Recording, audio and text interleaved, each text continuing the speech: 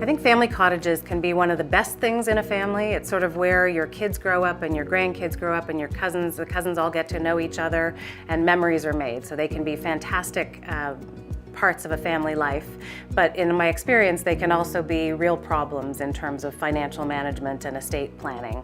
So I think certainly an area that we talk to a lot of clients about.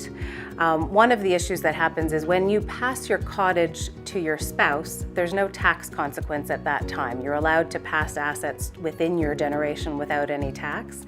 But if you and your spouse decide to leave the cottage to your kids because you want them to have that same great experience that you did, the growth or the gain in the cottage from the time you bought it to the time of your death, that increase in value is going to be taxed as a capital gain on your final tax return. And if the cottage has gone up in value a lot, and if the kids don't have a lot of extra cash lying around and they're not selling the cottage, it can be really hard to fund that gain. It also can be hard for family members to take on the cottage after because they don't have the cash on hand to fund the upkeep and the maintenance of the cottage.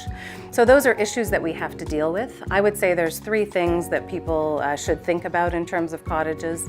One of them, if you know you're going to keep the cottage in the family for a long time, and if you're doing this early enough, you can either buy the cottage in a family trust or you can transfer it to a family trust, hopefully when there's not too much of a gain in it at that time of transfer.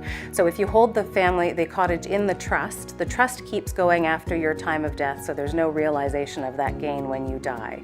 Certainly needs some planning around it because there can be some tax consequences, but that can be a good solution. The other thing we always counsel families to do is really think about liquidity for the family.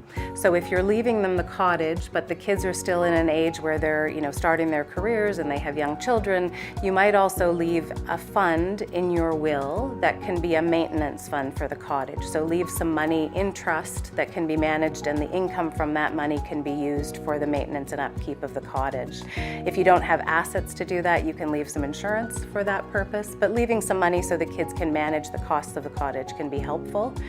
And then the other thing, which is sort of more of an intangible item, if you want to pass this on and there's going to be many families sharing in the property, think about how the governance of the cottage is going to go. So try and think about how they're going to make decisions together. Are they going to rotate responsibility, or is it going to be majority decision making?